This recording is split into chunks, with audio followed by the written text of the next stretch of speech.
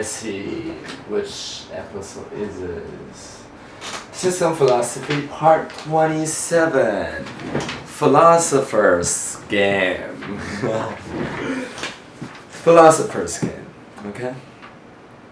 Philosopher's Game is a game that was developed by me during the development process of system philosophy. I'm not even gonna go to the script.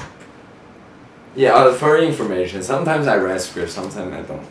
So sometimes I just look at the top, like the title of the video topic, and I just come up with the entire thing on the fly.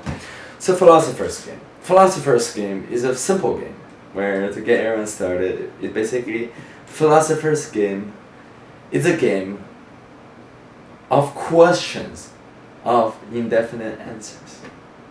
Basically, for example, one of the questions for Philosopher's Game is, what is the meaning of life? What is the meaning of family? What is the meaning of the universe? What is the meaning of yourself? What is the meaning of various different topics? And all of this topic, of course, as you might be thinking, they have indefinite answer. It means this answer is not like physics. Physics answer, for example, the gravity, the laws for gravity. It's static. It's a fact. You can't change it. That kind of answer is definite. However, for Philosopher's Game, all the questions are indefinite. However, the catch of the game is for everyone to sit down and then place their answer. For example, I believe the meaning of life is family. We're boring. We meet the significant others, have children,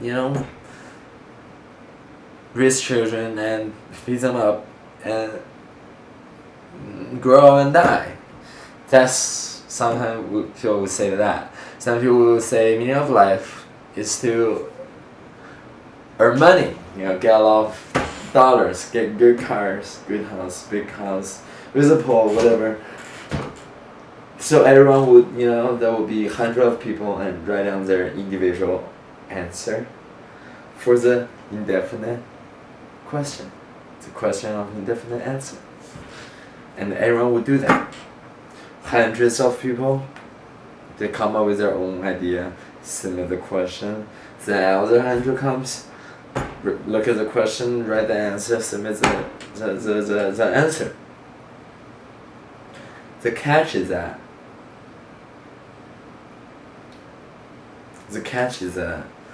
there will be an answer that if you do it a million times, there will be one answer that you cannot logically wrong. You cannot logically defeat it. For example, if somebody say meaning of life is money, then a lot of people wouldn't agree because family, what about family? Money doesn't buy you family, it doesn't buy you love, it doesn't buy you happiness. A lot of people, for example, have a lot of money, they get cancer. And they fucking, they live like a world of hell, seriously. For example, when you're having a stomach ache, who cares about any of that? Who cares about family? All you want to do is try to recover, You want to survive, Have you had a stage of time where you want to survive? I've been there. I just experienced it this summer. I was, rowing a boat and I was really far away. I don't have any energy to row back. I came back with sunburn and my hand was, punctured. I still had to, row back. I didn't have any, because I have been really traveling for the entire day, and I rowed into the sea and I barely made it back alive. So yeah, philosopher. Getting back, I was getting forgetful. Recalling all the painful experience from that rowboat. Damn, that wasn't rowboat, but that was kayak. But yeah. So yeah, basically there will be hundreds of people with each one will be having like their own unique answer. family, money, happiness, health. But in the end, only one will survive logically. Think about it. It's crazy. Philosopher's game are supposed to be questions with indefinite answer. But how come after a mansion there will be one question and answer that will be definite? It means you cannot logically run it. You cannot logically defeat it. That's how system philosophy got started, honestly. I was always thinking to myself about this philosopher's game. And I don't know who gave me that question.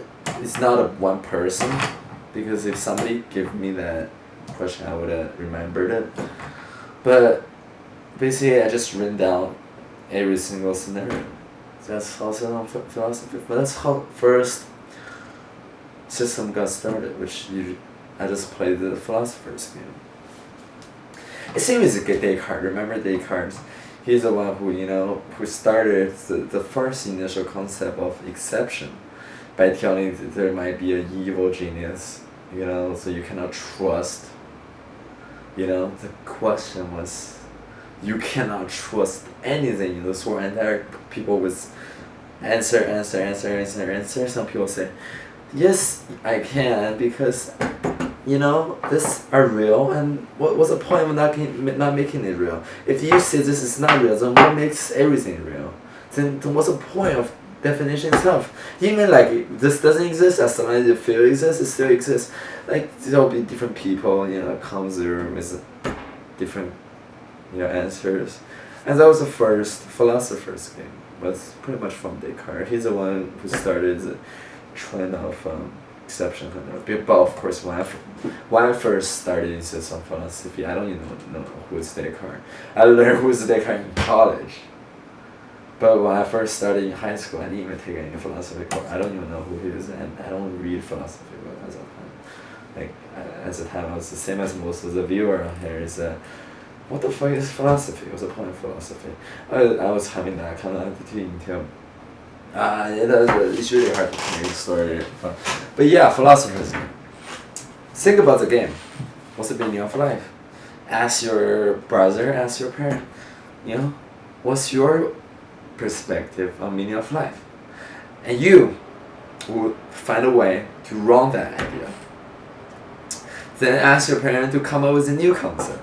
And you will run it again. You do that repeatedly.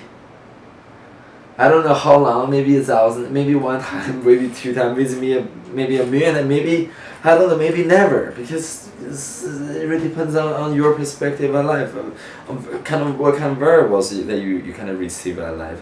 Sometimes certain variables are extremely rare, and some people just don't get it, like typical. People just think that's it. There's a variable of knowledge that helps them to build up a better answer. But yeah, that's a philosopher's game. Sometimes, philosopher's game is actually, sometimes I thought that philosopher's game itself, just the game itself, it can lead to the entire process, the entire system of system philosophy. Because that game is part of the root of a particular research system. So if you can master the game pretty well, you can actually master the entire system of philosophy with few years by just playing the game over and over and over. But of course, I wouldn't recommend, because most of the people get stuck after a while. I mean, people just don't get any deeper. It's like, fried egg. Most of the people just believe you put oil, and a certain degree the oil will heat it up. That's when you break the egg, and But the most of the people just think fried egg is that easy. But no, fried egg you can control the temperature such as at a specific temperature. To weigh the degree that you drop the egg, how do you reduce the fragment of the eggshell? How would you be able to cook it? Like how raw it is inside, how much juice, how much those it's quite crazy. And what kind of seasoning, how much salt, how depending on the size of the egg, how would you figure out how much salt to add to exact, how much crispiness, which plate you would use to put up the egg so it looks nicest, how your parent who have like diabetes who eat less salt or something, or less sugar, or which you have to add extra chemical, or oh my god, so much thing, or you don't, or you only want that eat egg white, so you remove, how would you remove the center and fried egg. So pretty much the first beginner course for cooking. It's pretty much fried egg. Such an easy, just fried egg. It can be very deepened, such that you can reach a level where you fry egg. You can reach such a professionalism that after you learn how to make this fried egg 100% like a mastery level, you can become just the master chef.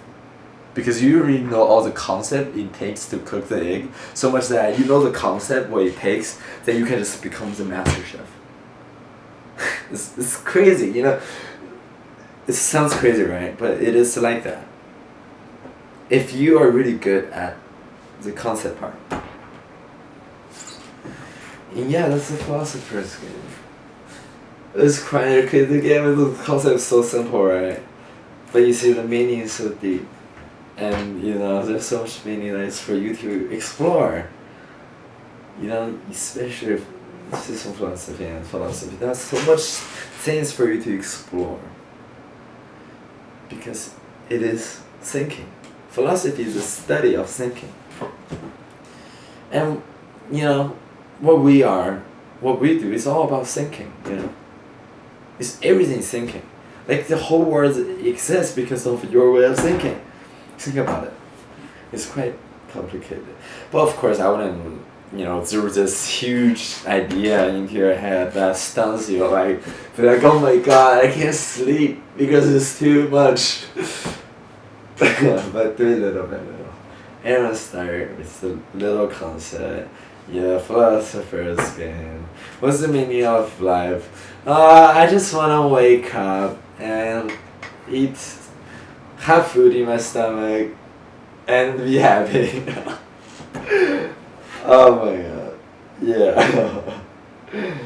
Yeah, I mean, then somebody else would say, no, that's not it. Yeah. Yeah, okay. Yeah, this topic is for you to get started. But think about it. Really, when I talk about it, it's nothing. I just want you to just think about it. Get involved yourself. And if you have any concerning questions, if you want to play Philosopher's game on the comment below, do it. I'll be, look at the comments sometimes and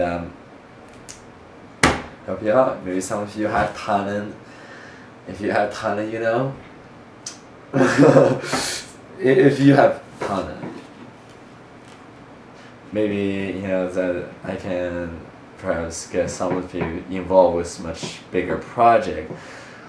Private project. If you're into that's for you to explore. Of course, there are always space. In every single field, there are a lot of space and opportunities for you to find out. Okay, thank you for watching. Think about it. Thank you.